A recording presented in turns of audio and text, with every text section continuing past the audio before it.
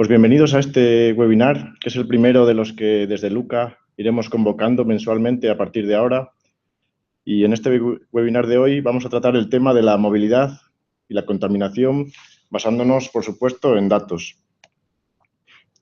Un detalle logístico para este webinar, y es que por las pruebas que hemos hecho parece que en general la retransmisión va con 20 segundos aproximadamente de retardo. Entonces, sí que nos gustaría que, aún así, el webinar fuera lo más interactivo posible, pero no vamos a poder hacer cortes sincronizados. Entonces, hacia mitad de la presentación haré una pausa donde echaré un vistazo al chat para ver preguntas o sugerencias o cuestiones que hayáis puesto por ahí, si se os van ocurriendo. Y al final de la charla, pues otra vez. Así, por lo menos, será un poco menos aburrido y no estaré todo el rato hablando yo solo, sino que habrá un poco más de interactividad. La charla va a tener estas tres partes que veis ahí. Las dos primeras, que quizás sean un poco más aburridas, pero son muy cortas, así que no va a dar tiempo a que os aburráis mucho. En esas dos presentaré el contexto en el que se ha hecho este trabajo y qué datos se han utilizado. Y en la última parte, que seguramente resulte más entretenida, exploraremos visualmente esos datos, sacaremos conclusiones, nos haremos preguntas, a lo mejor hay respuestas, a lo mejor no. Iremos viendo. Así que vamos a empezar ya con el meollo. El contexto en el que se ha realizado este trabajo es en Luca. Luca, resumiéndolo en una frase, es la unidad de negocio de Telefónica que da servicios a empresas para que aceleren su transformación digital y se hagan data-driven. Entonces, para esto, Luca tiene varios productos, plataformas, servicios que puede dar a empresas. Con esto no me quiero entretener mucho, es simplemente para poner el contexto de dónde se ha hecho este trabajo. Y dentro de Luca, dentro de esta unidad de negocio, hay un pequeño grupo, donde nos hemos propuesto, entre otras cosas, demostrar que las empresas tienen datos que sirven, además de para llevar a cabo su negocio, pues para contribuir positivamente a la sociedad. Y también estamos apostando por los datos abiertos, tanto como fuente para hacer negocios, como también para contribuir al bien social. Así que parte de lo que hacemos en este grupo pequeño de Luca son pruebas de concepto, todas en este sentido, y siempre apoyadas en datos. Y el pequeño estudio que hoy os enseñamos, pues es una de estas pruebas de concepto. Mucho de lo que hacemos, otras pruebas de concepto, cosas que escribimos en el grupo, lo podéis ver en el blog, que es el de la dirección que aparece ahí. Y luego, haciendo estas pruebas de concepto, nosotros accedemos a muy diferentes tipos de datos y de diferentes fuentes, como decía, de Telefónica y de datos abiertos también. Y, por tanto, nos toca utilizar muy diferentes tecnologías y herramientas. En esta slide pongo unas cuantas de las que utilizamos, que muchos de vosotros os tocará pelearos con ellas todos los días. Y lo pongo para destacar que en este caso hemos utilizado estas 4 que marco ahí y de hecho las visualizaciones que vamos a ver más adelante están hechas con Spotfire, es una herramienta de visualización y de análisis de datos que podréis ver con más detalle después. Eso era en cuanto al contexto de donde hemos hecho este trabajo. Y ahora os voy a hablar de los datos, los dos tipos de datos que hemos utilizado en este trabajo. Unos son de la propia Telefónica y los otros son datos abiertos. Los datos de Telefónica que vamos a utilizar son los de Smart Steps. Smart Steps, que es uno de los productos que comentaba al principio que tiene Luca y que tiene datos recopilados de los eventos que se generan en la interacción de los móviles con la red. Y estos eventos son de dos tipos, básicamente, que son los activos, que básicamente se producen cuando se hacen llamadas, se reciben llamadas, se envían o reciben SMS, se enciende, apaga el teléfono. Y los pasivos, que son la comunicación, básicamente la comunicación que hay entre la red y el teléfono para que la red pueda tener localizado al teléfono en caso de que necesite pues redirigirle una llamada o tenerlo localizado para otras gestiones de la propia red. Estos eventos que se registran en la red, Smart Steps, lo que hace es extraerlos, recopilarlos y en un primer paso y a continuación anonimizarlos. Básicamente lo que se pretende es que ningún evento de los que se recopilen puedan asociarse a un individuo concreto. No hay marcha atrás. Una vez que se anonimiza, el usuario no se sabe quién era, no se puede identificar. Otra fase que hay es la de extrapolación, ya que obviamente los datos que tenemos son de los clientes de Movistar, pero se pueden aplicar algoritmos en base a información oficial de población, cuotas de mercado, institutos de estadística y demás, que nos pueden permitir extrapolar al total de la población los datos que vemos con solo los datos que recogemos. Y luego hay otro paso de agregación que además de que es conveniente realizarlo, es un requisito legal, ya que no puedes localizar en zonas concretas una cantidad de individuos menor a ciertos mínimos. Aparte decía que es conveniente también para nosotros porque si en un momento dado hay muy pocos individuos, puede llegar a considerarse que no es representativo las conclusiones que se puedan sacar a partir de ahí. Bien, pues con estos datos que recopila, que procesa Smart Steps, a continuación hace algoritmos que te permiten asignar, por ejemplo, otros datos de interés a esos datos, como son, en el caso que nos ocupa, el asignar el punto donde teóricamente reside cada persona y el punto donde trabaja. Y en este estudio, de hecho, hemos utilizado estos dos puntos para construir de forma bastante inmediata y cruzando con otro dataset de códigos postales, un dataset que nos dice cuántas personas se mueven cada día entre parejas de códigos postales para ir de casa al trabajo y del trabajo a casa. Y haciendo esto nos sale un dataset básicamente con esta pinta, que son 3 columnas donde tenemos el código postal de residencia, el código postal de trabajo y cuántas personas tienen esa pareja de códigos postales de residencia y de trabajo.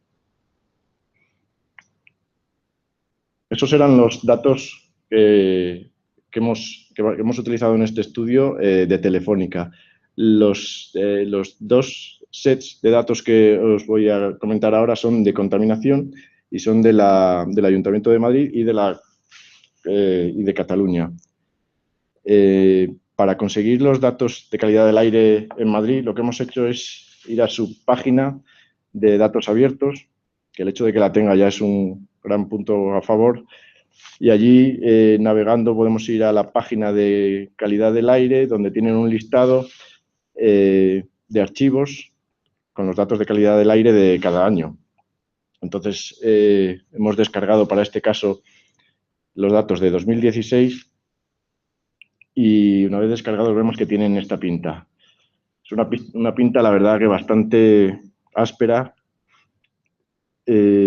aunque nos ha resultado fácil llegar hasta aquí, aunque nos hubiera gustado también que hubiera una API un poco más que nos permitiera automatizar un poco el acceso a estos datos en caso de ser necesario, idealmente en tiempo real.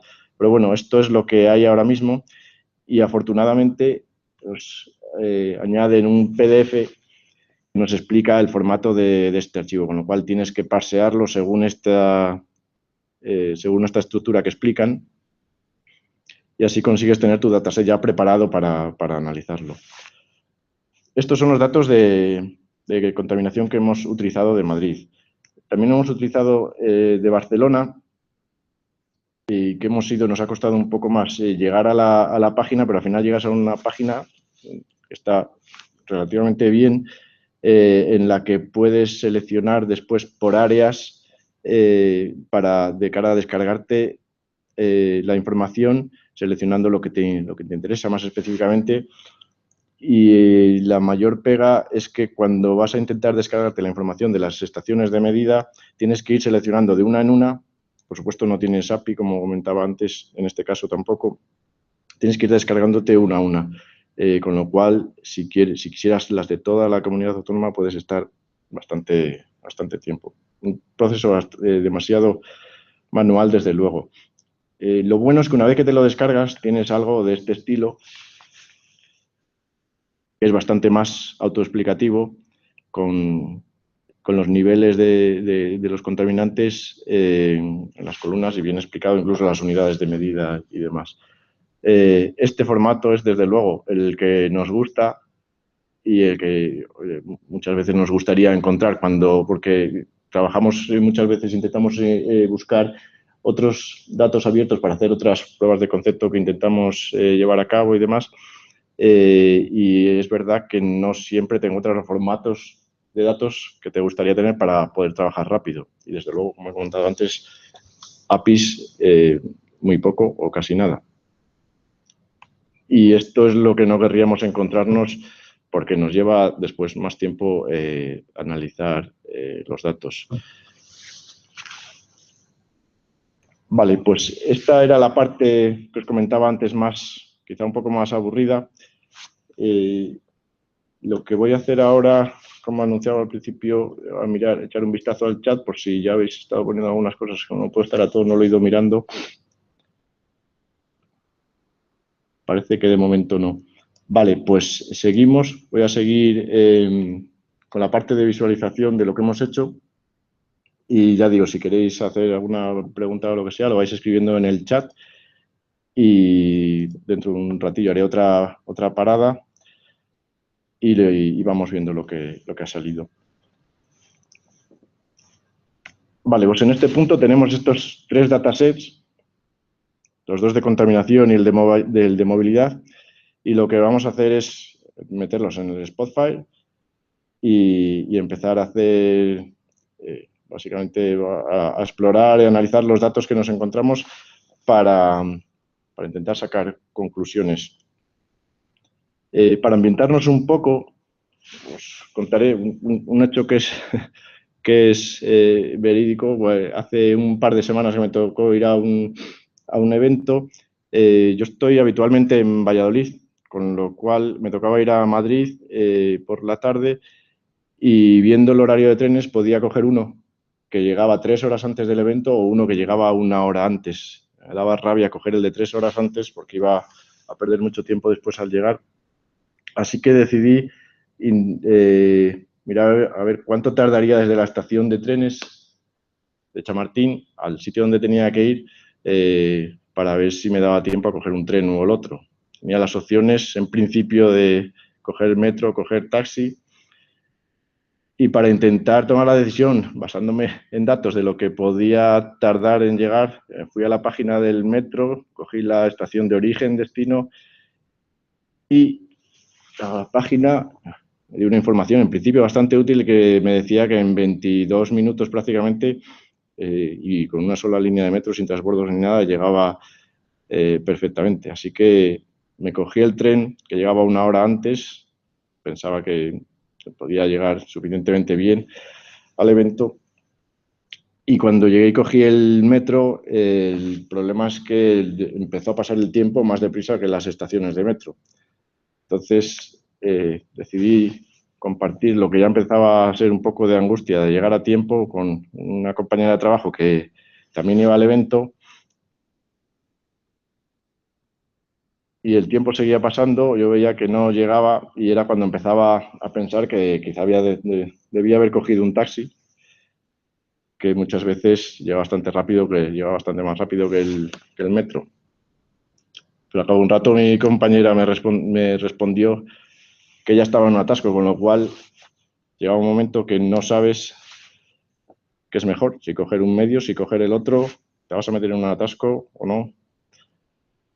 La cuestión es que sería lo ideal tener la suficiente información para decidir en un caso u otro, y desgraciadamente todavía no estamos a la altura de tener esto suficientemente controlado. Entonces, una vez que nos hemos ambientado en esto, que seguramente, en esta historia que seguramente os ha pasado en muchas ocasiones, casos similares, vamos a pasar a las visualizaciones de lo que hemos hecho. Voy a sacar la visualización que tenemos en Spotify.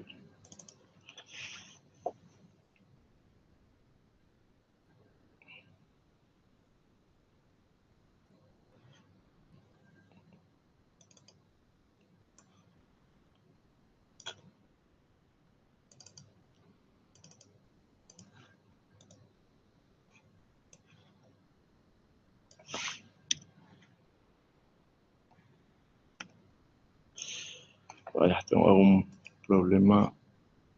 Un momento.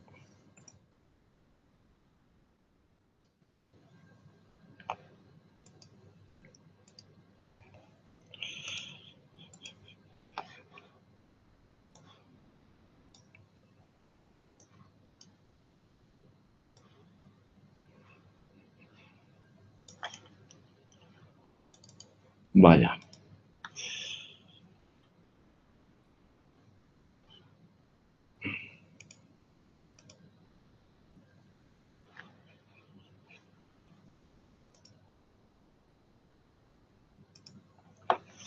Pues perdonad un momento, que voy a intentar abrirlo otra vez, lo tenía abierto.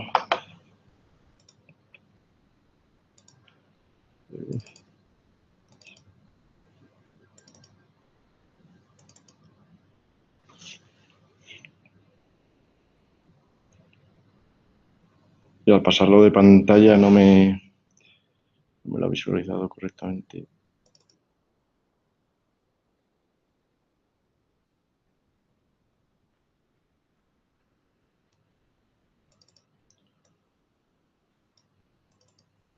Ahora sí. Vale, pues como os decía, hemos introducido los 3 datasets que teníamos en Spotfire. Empezamos a trabajar con el de movilidad. Este mapa que hemos hecho, que es a partir de ese dataset, es el mapa de calor de donde trabaja en Madrid, en la Comunidad de Madrid, la gente, donde hay más concentración de trabajadores. Vemos, obviamente, concentración en el centro y a lo largo de las vías principales de comunicación de las vías de comunicación de la comunidad, la 1, la 2, la Andalucía, Cáceres y la 6. Luego, lo que podemos ver también es en este otro mapa, podemos ver los mapas de calor correspondientes a parejas de códigos postales. Si seleccionamos aquí, por ejemplo, el caso de Torrejón de Ardoz, que el código postal es 28850,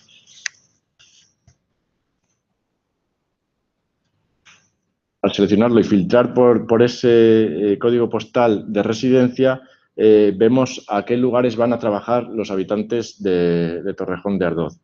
Vemos muchos que trabajan cerca, es algo que en general podemos entender que sucede, y luego hacia dónde se distribuyen, que vemos que es hacia norte, hacia sur, incluso llegan hacia oeste y mucho más arriba a lo largo de la A6, pero hay una concentración bastante grande en todo a lo largo de la A2. Y vemos, por ejemplo, en el caso de Chamartín, que es este código postal, que hay una concentración de los códigos postales que están hacia el centro, pues una de las que son un poco más alta. El Chamartín tiene el 28036, vamos ahora a hacer el filtrado por este código postal, 28036.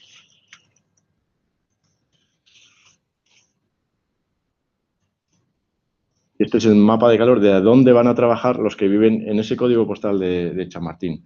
Estos se centran también en el norte, desde luego el norte tiene bastante atracción. En el centro, al ser Chamartín un código postal céntrico, Hay muchos que, igual que antes los de Torrejón se centraban cerca de su área de residencia, aquí muchos se centran en la suya.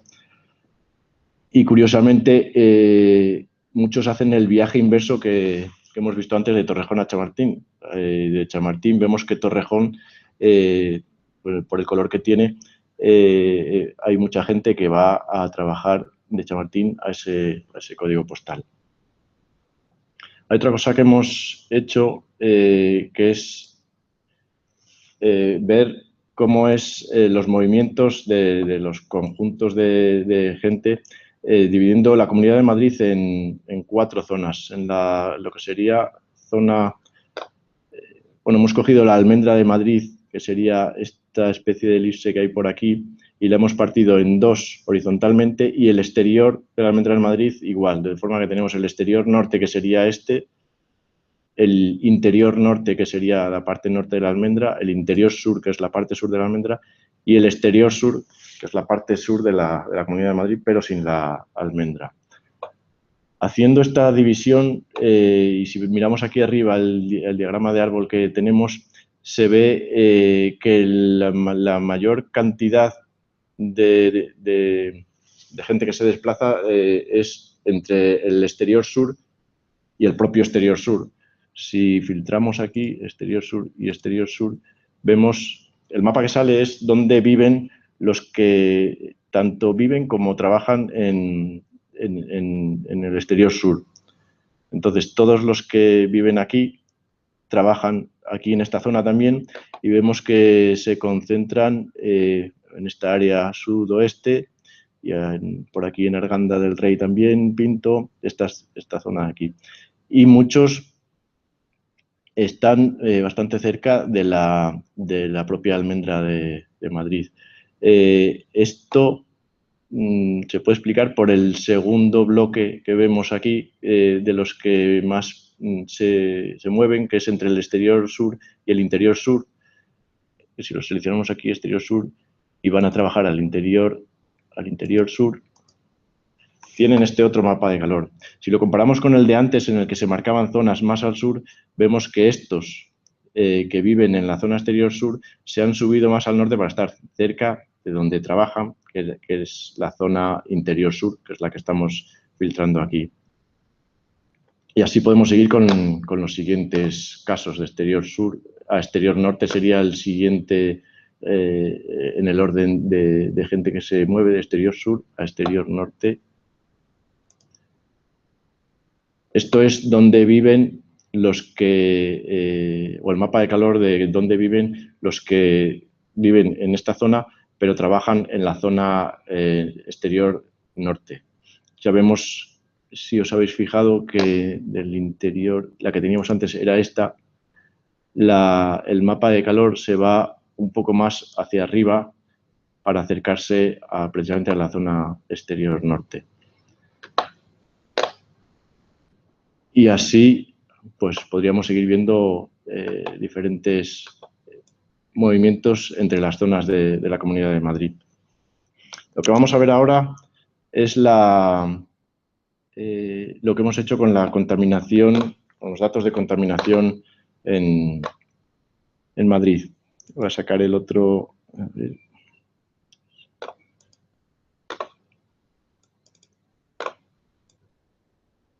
¿Qué es este?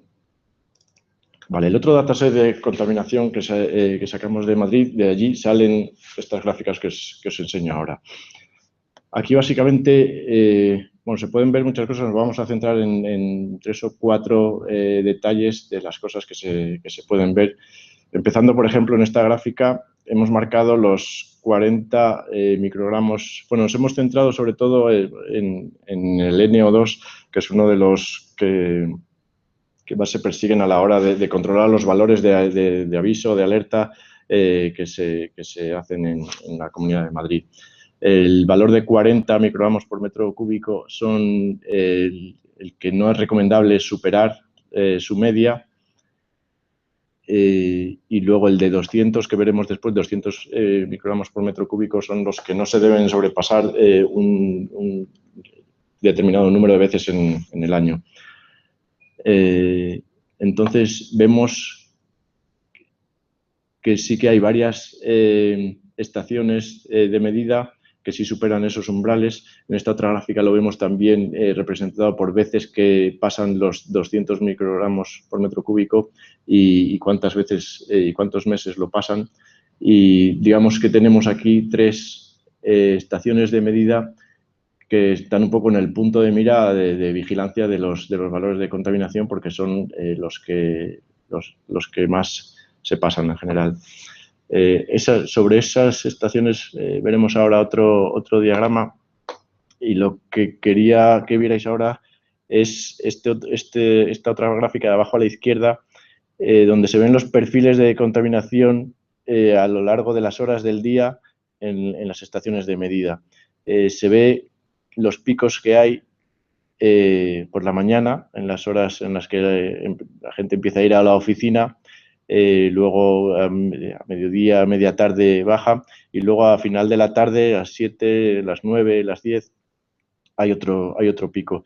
Veis que todas las estaciones se comportan más o menos igual, aunque cada una esté en su nivel.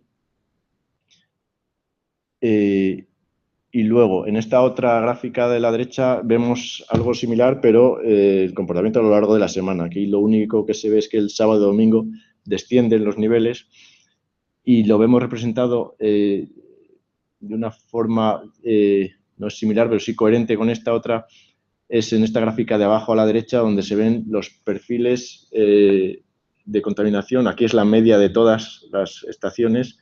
Se ve como, igual que el perfil que veníamos antes a la izquierda del todo, cada día están los dos picos de mañana y tarde de contaminación y los sábados y domingos tenemos el pico de la mañana es mucho más bajo y el domingo todavía más bajo y por la tarde el sábado los niveles son pues, comparables a los picos altos de miércoles y jueves, a los picos de la tarde de miércoles y jueves, tanto sábado como domingo. Esto es algo que luego veremos que en Barcelona sucede un poco similar. O sea, estos perfiles en general son similares, pasa que luego veremos en el caso de Barcelona las diferencias que hemos podido ver. Vamos a pasar a los detalles en el mapa. En este mapa hemos representado las estaciones de medida coloreadas por los niveles, bueno, coloreadas en realidad por cuántas veces superan los niveles medios. Y vemos que una de las que veíamos aquí como más críticas es la de Escuelas Aguirre, por ejemplo, que es esta. No, es esta. El problema que tiene es que hay 11 veces en el año. Bueno, estos son datos de 2016, lo que pasa es que nos faltan datos de octubre, noviembre y diciembre. Pero porque lo hicimos, no contamos con esos datos en la fecha en la que lo hicimos, pero hasta esa fecha había superado los niveles de alerta de los 200 microgramos, no los medios de 40, sino los de 200 en 11 ocasiones.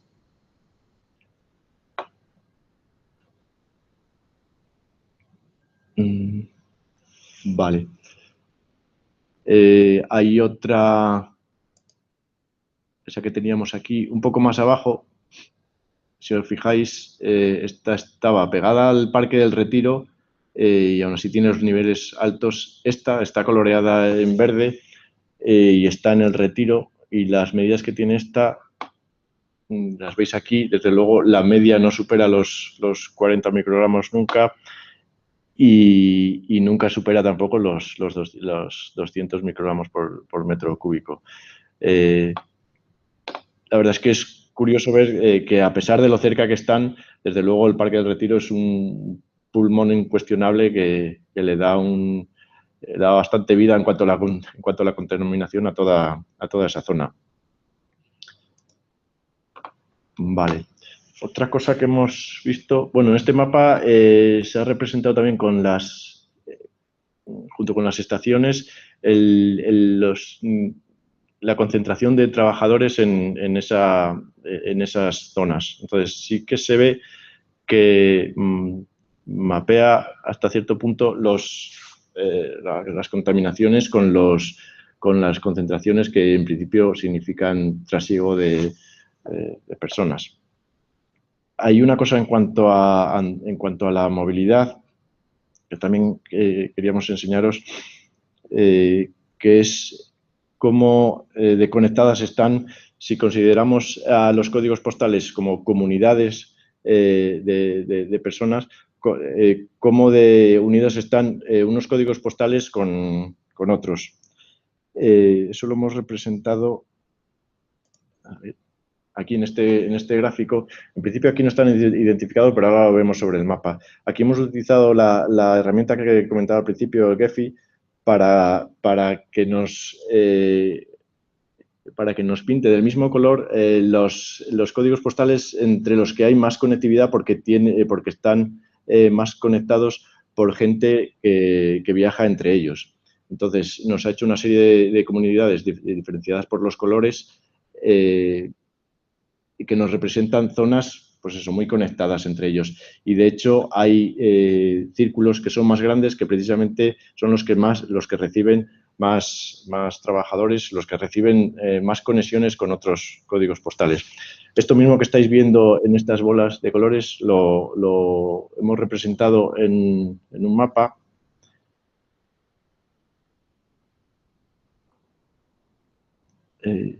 A ver, un segundito.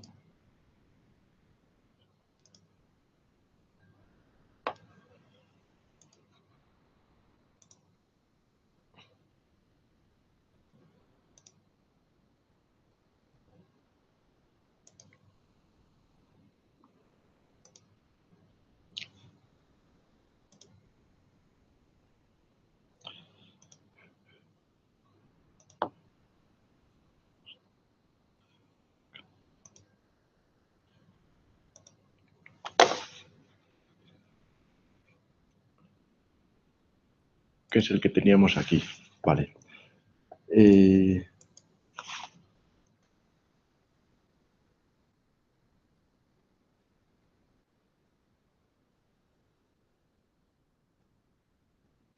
Vale, sería este mapa. Vemos, al asignarle un identificador de comunidad de códigos postales, digamos, se ven las zonas que están más conectadas entre sí. Vemos la zona este y sudeste conectada entre sí y también con zonas del oeste y noroeste. Vemos la zona norte, desde luego, conectada entre sí, la centro, y luego una parte de la sur donde posiblemente, por ejemplo, bueno, y sin posiblemente, las verdes son las que veíamos antes cuando veíamos quiénes vivían en el exterior sur y trabajaban en el exterior sur, eran las que estaban más marcadas en aquel mapa. Entonces vemos estas comunidades y gracias a estas comunidades detectadas y como veíamos en el gráfico anterior, el tamaño de las burbujas que tienen más concentración y que actúan, digamos, como polos de atracción en estas comunidades, serían las que se marcan.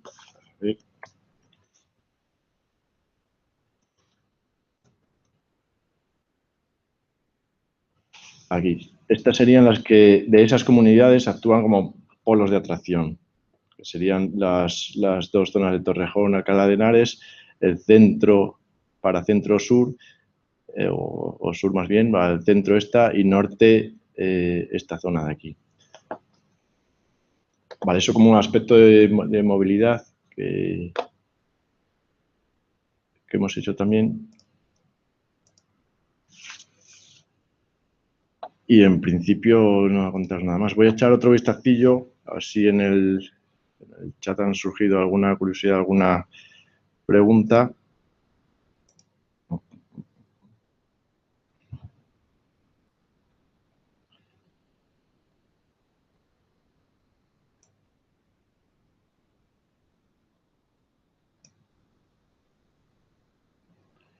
Vale, uno de vosotros pregunta de cuántos sensores se recogen estos datos. Si no recuerdo mal, son muy escasos, por lo tanto, la fuerza de resultado también depende. Vale, ¿de cuántos son? Son de estos, la verdad es que ahora mismo no sé el número exacto, pero a ver. 24. Son de 24 estaciones, pero estas son del Ayuntamiento de Madrid. La Comunidad de Madrid tiene también estaciones de medida a lo largo de toda la comunidad, pero esas no las hemos buscado, no las hemos analizado. Vamos, en este caso tenemos 24. Lo de las estaciones es cierto que tiene su truco, porque lo ideal sería tener una grid de estaciones que te muestren toda la geografía, porque sí que es verdad que cambian. En el caso del Retiro está muy claro, pero hay otros casos como estas dos que vemos aquí. Estas dos, que aun estando cerca, una tiene mucha más contaminación que la otra. Entonces, muchas veces depende de dónde la pongas, y por eso lo ideal sería tener muchas. Con lo cual, desde luego, está sujeto a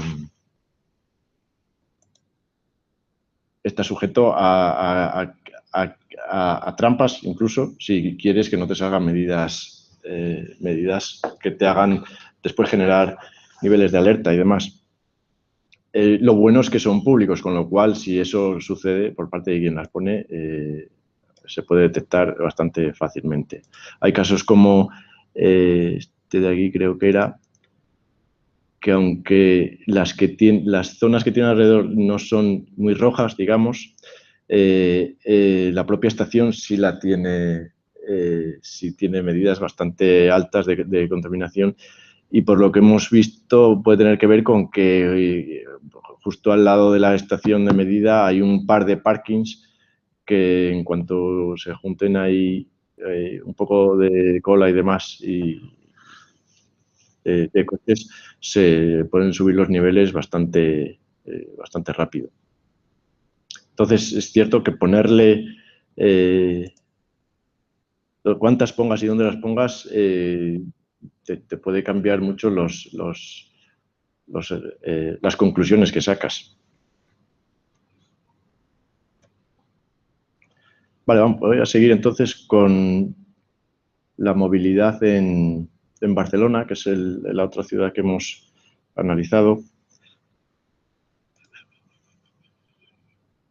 Lo de Barcelona lo hemos hecho después de este otro de Madrid y no hemos...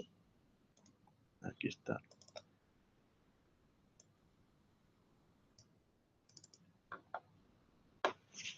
Hemos llegado a profundizar tanto como en el caso de Madrid. Aquí vamos a ver tanto la movilidad como el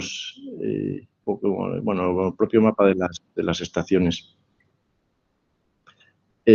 Aquí lo que vamos a ver, bueno, lo primero que vemos, en este caso ya tengo seleccionado no lo tenemos por códigos postales, aquí está por municipios, entonces la resolución que tenemos es menor, no lo hemos hecho por códigos postales, pero sí que sirve aún así para ver los mayores volúmenes de gente que se mueve de un lado a otro. Está seleccionado como lugar de trabajo el municipio de Barcelona, toda esta zona. Entonces, el mapa de calor que nos sale es dónde viven los que trabajan aquí. Vemos que de nuevo se centran en las vías de comunicación principales, en este caso hacia el noroeste, por la costa hacia el norte un poco y por la costa hacia el sur. En el caso que es un poco o relativamente extraño de Mataró, porque de Mataró sí que va bastante gente, por lo que parece aquí, pero por el camino no se queda demasiada. Lo que podemos hacer es seleccionar como lugar de trabajo Mataró, igual que antes hicimos entre Chamartín y Torrejón, seleccionar ahora en Mataró, que es el 8121.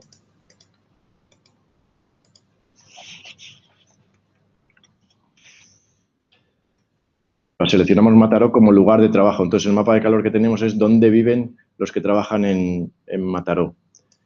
Y vemos que igual que de Mataró iban mucho a Barcelona, de Barcelona van mucho a Mataró a trabajar. Es el lugar de trabajo Mataró y muchos viven en Barcelona.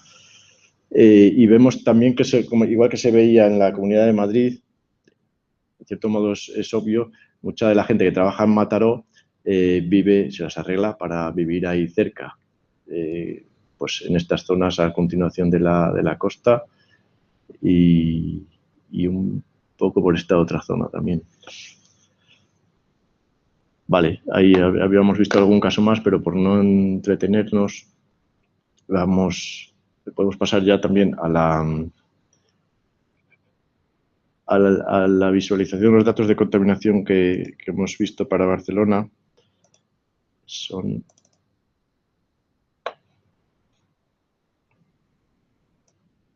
¿Qué son estos?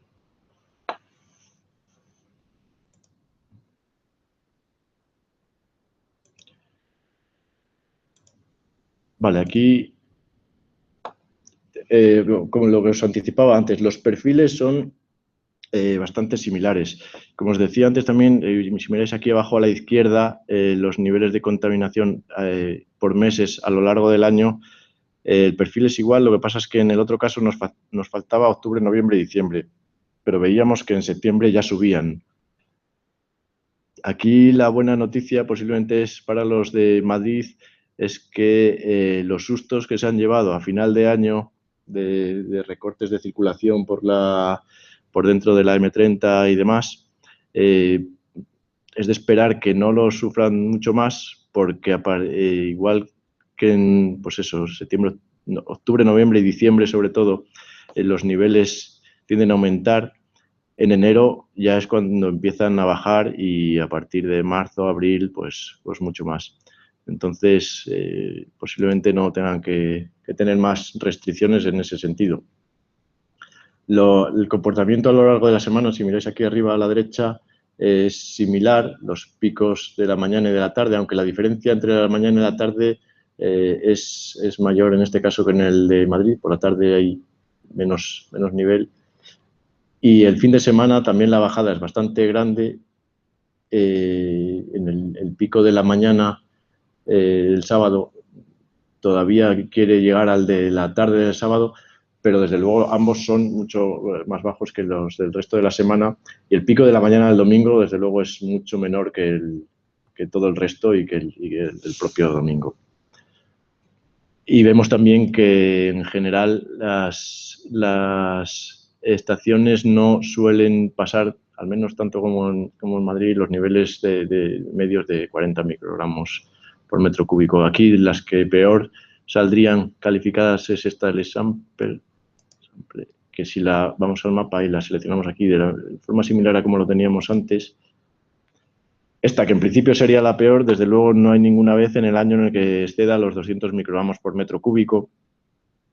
Y su media sí que es un poco más alta de la media que debería ser de los 40, pero por lo que creo recordar no tampoco es como las peores de Madrid. O sea que en ese sentido los habitantes de Barcelona, pues como decíamos antes, o tienen un aire mejor que en Madrid o las estaciones de medida no están puestas en los peores sitios.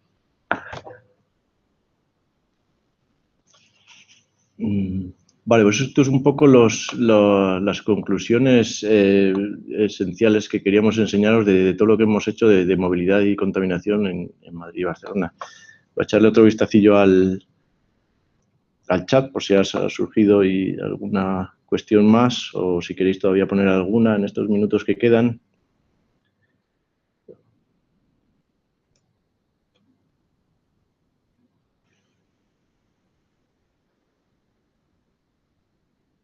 Las variables zonas de concentración. Estoy viendo un comentario de Daniel Martínez Jiménez. ¿En qué grado influirían las variables explicativas, zonas de concentración de trabajo o la tasa de desempleo a la hora de determinar la movilidad de una zona a otra al hacer commuting?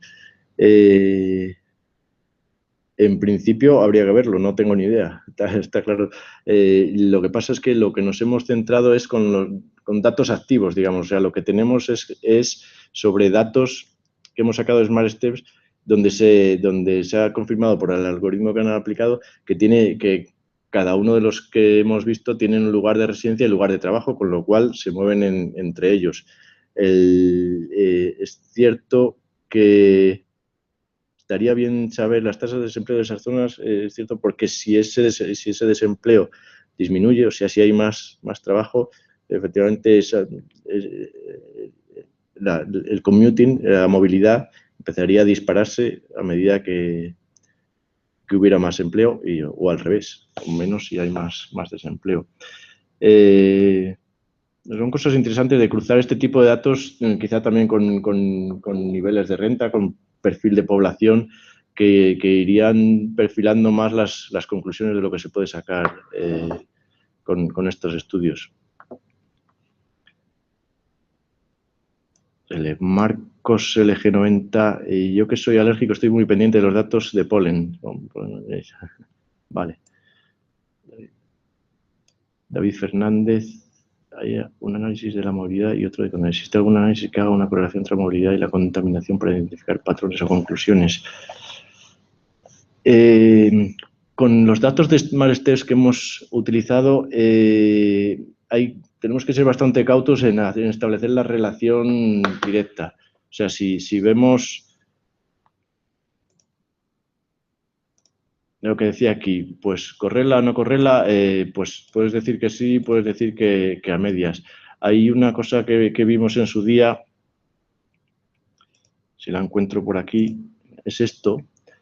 Esto es, a la derecha, la intensidad de commuting, digamos, que mapeada según los datos que hemos sacado de SmartSteps.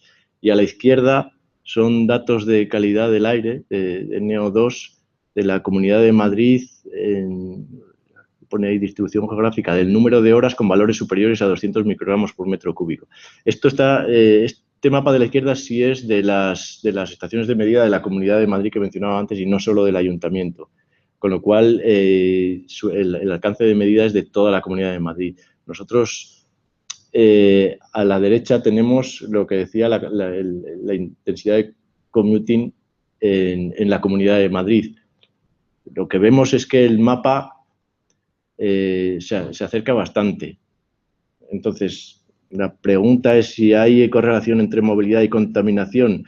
Estos dos mapas que tenemos aquí apuntan a tener ganas de comprobarlo, de hacer un análisis en condiciones para comprobarlo, pero desde luego no estamos en condiciones de afirmar que es así, porque sería una conclusión pues, prematura y probablemente bastante naif. La siguiente pregunta por aquí. Hay servidores que proveen los datos en abierto, me refiero a que se provean como los datos de contaminación. Los datos en abierto, los de contaminación están en abierto como he explicado antes, pero Mekins no entiendo a qué te refieres con servidores que proveen los datos en abierto. Si te refieres a los de SmartSteps, la respuesta es no de momento. Si te refieres a contaminación, es lo que he explicado al principio. Y la pena es que no tengan una API que nos permita acceder a ello pues, de una forma más sistemática.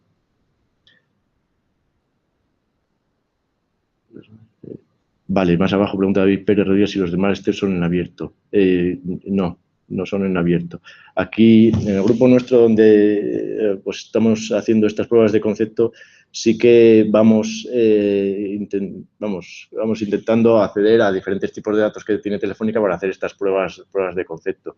Desde luego, lo que aquí exponemos tiene visibilidad limitada, pero nosotros ya digo que lo que nos proponemos es que en la medida de lo posible los datos que tienen las empresas, empezando por los nuestros de Telefónica, puedan contribuir a casos de bien social útiles.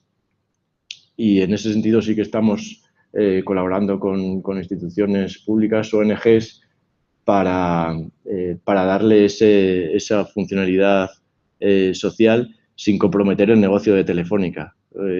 Esto es una cosa que las empresas, si quieren hacer este tipo de trabajos con los datos, tienen que vigilar mucho. Ese compromiso entre el negocio y la contribución a la sociedad, porque desde luego no pueden ir contra su propio negocio. Green Panda, ¿cuánto de verdad tenemos en los datos proporcionados por el ayuntamiento? A través del Smart estoy teniendo que recibir los datos directos de Telefónica, pero los ayuntamientos son fiables.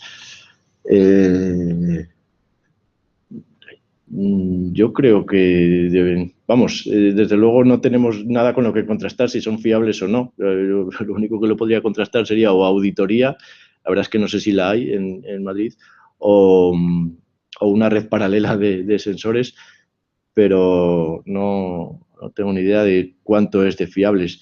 No creo que tengan tampoco un interés especial en ocultarlo, porque desde luego cuando los datos son malos, ahí están y los estamos viendo. Si están ocultando algo o falseando, es que serían peores todavía. En el caso de Madrid, algunas estaciones sería realmente grave. Yo imagino que algún tipo de auditoría tiene que haber, porque al final aquí habrá, supongo que hay normativa europea que es la que pondrá los niveles que se pueden o no se deben sobrepasar para respetarlos. Entonces, correlación entre tasa de empleo y distancia recorrida sería positiva y casual.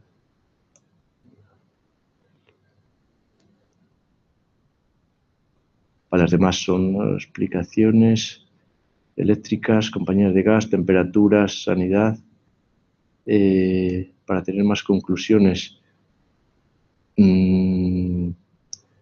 Sí, desde luego cruzar, ya lo mencioné antes con otros, cuando decía lo de la renta, desempleo y demás, hay muchos casos que sería interesante cruzar para confirmar conclusiones o desmentirlas. Yo creo que algunas cosas apuntan a que, aunque no está confirmado, serían conclusiones relativamente ciertas. Pero es verdad que cuanto más cruces, mejor. Lo que pasa es que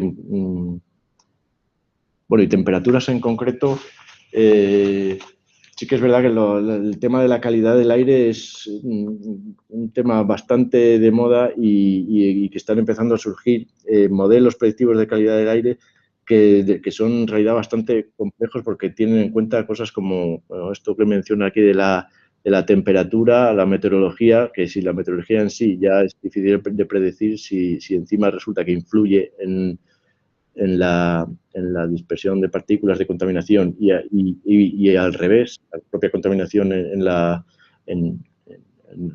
temperatura, son análisis complicados. Desde luego, es un camino muy interesante.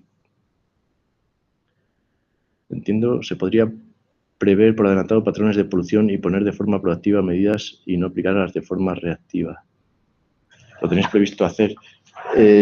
Nosotros, como decía al principio, lo que hacemos es una prueba de concepto con datos que tiene Telefónica, que cogemos datos abiertos y nuestro análisis no tenemos pensado llegar más allá. Lo que sí hacemos es diseminarlo, por un lado, para que las empresas se animen a hacer este tipo de trabajos con sus propios datos y, por otro lado, para que si alguien le encuentra una utilidad mayor, desde luego tenga un punto de partida donde poder aplicar más medidas. Nosotros tampoco es nuestro objetivo proponer medidas concretas y mucho menos ponerlas. Y lo de prever por adelantado patrones de polución se podría hacer viendo las tendencias, pero ya digo que hay muchos factores que influyen, la meteorología, la temperatura y factores que en otras preguntas ya habéis ido mencionando para poder hacer una predicción bastante certera. Es complicado.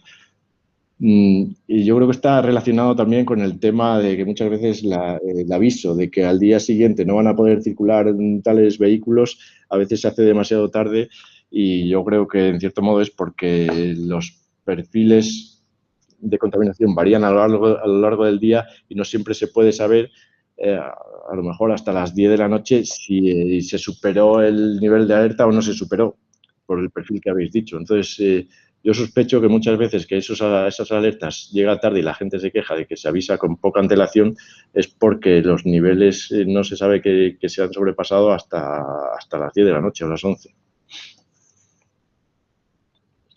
Respecto a lo de si las estaciones son fiables o no, algunas estaciones como la de en Castellana a la altura de Gregorio Marañón se movió hacia una zona un poco más verde. Vale, esto me imagino que forma parte del truco que mencionaba antes. Ya digo que el hecho de que sean públicos los datos es un primer paso hacia esta transparencia, y el hecho de que haya gente, en este caso nosotros, modestamente, digamos, y más gente que pueda querer hacer cosas con datos abiertos, es lo que hace que podamos exigir a quien nos provee más fiabilidad.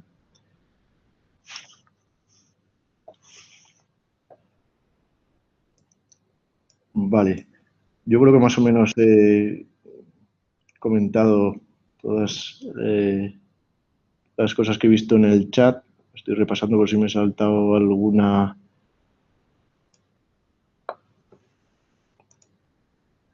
más.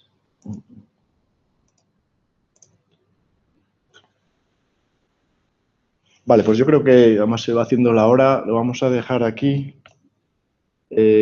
Aquí en esta slide os pongo las formas de contacto, de ver más cosas de Luca. Si tenéis alguna sugerencia, podéis enviar correo a este correo. Y si tenéis interés en más cosas de las que hacemos en este grupo o en Luca en general, ese es el blog. Y hasta aquí ha sido todo. Así que muchas gracias por vuestra atención y nada, simplemente emplazaros a la próxima convocatoria que habrá de la siguiente charla de Luca. En principio será más o menos alrededor de dentro de un mes y que seguramente sea más interesante que esta. Así que os animo a que asistáis a la siguiente.